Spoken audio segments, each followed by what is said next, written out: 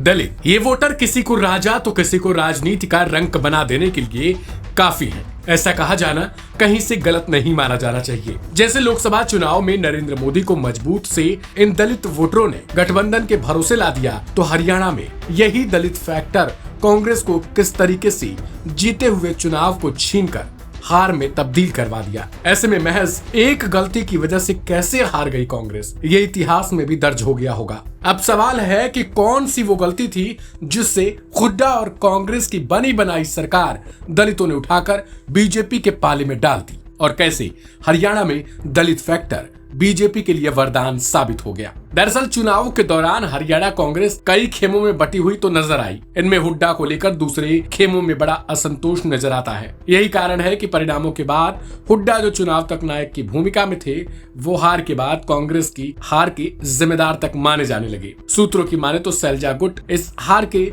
लिए हुड्डा खेमे को अधिक जवाबदेह मानता है। हरियाणा चुनाव आखिर कैसे कांग्रेस हार गई, इस बात के गम में अभी तक पूरी कांग्रेस डूबी हुई है। कांग्रेस नेताओं ने जिस स्थिति के बारे में विचार किया था, उसके हिसाब से कांग्रेस बिना प्रचार के भी चुनाव जीतने की स्थिति में थी। फिर सवाल है कि हुड्डा के लिए कौन सी बड़ी गलती हार का कारण मानी जा रही है। इसके लिए हमें इतिहास में हुड्डा की पिछली सरकार के कार्यकाल में जाना होगा। हुड्डा के कार्यकाल के दौरान साल 2005 में गोहाना और 2010 में मिर्चपुर में दलितों पर हुए हमलों की आग आज भी उन दलित वोटरों के लिए खौफ का कारण बन चुकी है। चुनाव के दौरान जाट जाट का मुद्दा हुड्डा खेमे से हावी होता गया और दलितों को शायद इस बात का खौफ हो गया कि अगर जाट लहर की सरकार आई तो उनके लिए फिर से वही दिन लौट सकते हैं। इतना ही नहीं, साल 2005 में सोनीपत के गोहाना में अंतरजातीय हिंसा के मामले में दलितों के 50 घर फूंक दिए गए थे। इससे उस वक्त दलितों के लिए एक ऐसा माहौल बन गया जिसमें उन्हें कांग्रेस सरकार से डर लगने लगा। बता दें कि साल 2010 में मिर्चपुर में दलितों के 1 दर्जन से अधिक घर जला दिए गए थे। इस घटना के दौरान एक किशोरी समेत 70 साल के एक बुजुर्ग व्यक्ति की जलकर मौत भी हो गई थी। इस मुद्दे को भले ही हरियाणा के दलित भूल गए हों, लेकिन पीएम मोदी से लेकर गृह मंत्री अमित शाह तक ने दलितों को बार बार यही मैसेज देने की कोशिश की कि याद करिए वो समय जब आपके साथ अत्याचार हुआ करते थे और यही जाट बाहुल्य सरकार थी। अगर फिर से जाट बाहुल्य हुड्डा सरकार आई तो फिर दलितों के लिए क्या होगा। कुछ यही मैसेज बीजेपी देने में सफल भी होती नजर आई। यही कारण था कि लोकसभा चुनाव में जो दलित संविधान खतरे के डर से बीजेपी से छिटक गए, वही दलित किस तरीके से कांग्रेस की हार का कारण बन गए। राहुल गांधी की तरफ से इस बार भी मैसेज यही देने की कोशिश की गई कि अगर बीजेपी सत्ता में आती है तो वो संविधान को खत्म कर देगी और फिर वो दलितों और दूसरे ओबीसी जातियों से उनकी तमाम सुख सुविधाओं को जो सरकारी मिलती हैं उन्हें छीनने का प्रयास करेगी। लेकिन इस बार बीजेपी संभली हुई नजर आई।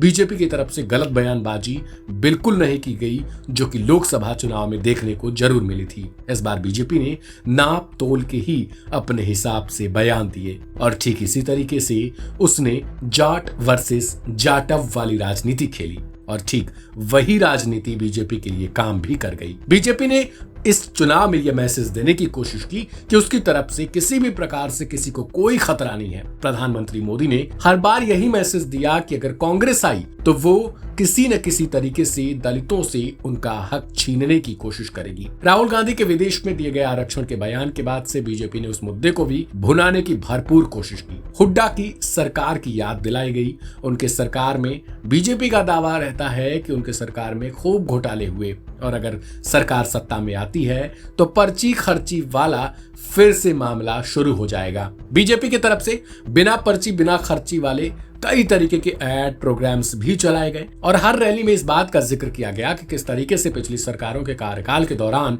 जब बीजेपी नहीं हुआ करती थी तब पर्ची खर्ची के बिना नौकरी मिलना बिल्कुल मुश्किल था। बीजेपी ने बार बार ये दावा किया कि अगर भारतीय जनता पार्टी सत्ता में रहती है तो बिना पर्ची और बिना खर्ची की नौकरी मिलती रहेगी। वहीं इसके बाद से अब सवाल भी खड़े होने लगे हैं कि क्या महाराष्ट्र और झारखंड में भी बीजेपी पासा पलट देगी, क्योंकि जिस हिसाब से बीजेपी कार्यकर्ताओं के अब हौसले बुलंद नजर आ रहे हैं, पार्टी नेताओं की तरफ से बयानबाजी चल रही है, उस हिसाब से अब INDIA के सहयोगियों के लिए ये अहम सवाल है कि क्या वो कांग्रेस के नेतृत्व को लोकसभा परिणामों के बाद की तरह देखते हैं। इसको लेकर शिवसेना यूबीटी के नेता संजय राउत का जवाब आया है, सुनिए। हरियाणा में जिस तरह से कांग्रेस हारी है, आपने सामना के संपादकीय में भी लिखा है। हार का मतलब हार किस विचार है?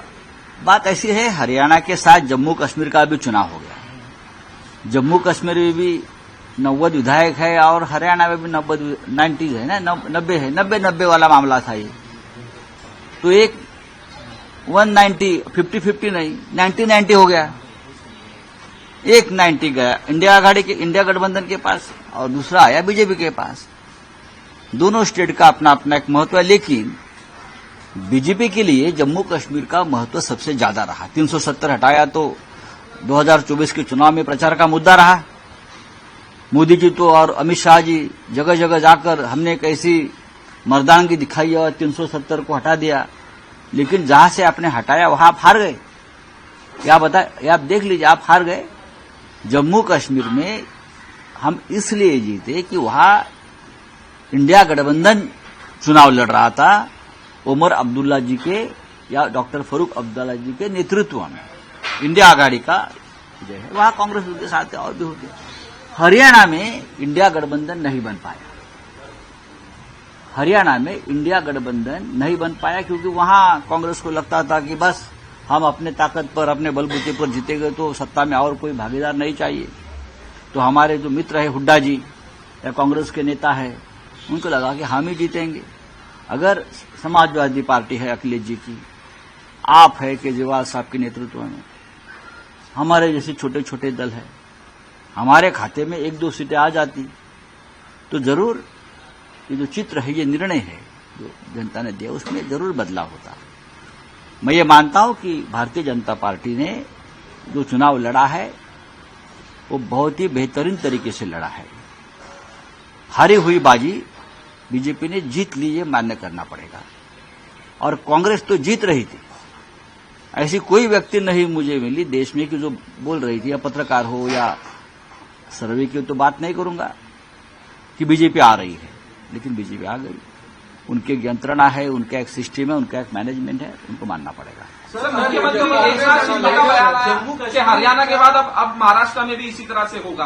एक नाथ शिंदे तो उनको जाओ हरियाणा में बैठो, जैसे कि आपके वजह से चुनाव जीता है वहां। महाराष्ट्र की बात अलग है। महाराष्ट्र में उद्धव ठाकरे है, महाराष्ट्र में शरद पवार साहब है। ये एक नाथ शिंदे को भूलना नहीं चाहिए। जो वहां हो गया हरियाणा में, हरियाणा की बात हरियाणा तक रहेगी, महाराष्ट्र की बात महाराष्ट्र में रहेगी। यहां आप कुछ भी करिए, आप जीतने वाले नहीं है।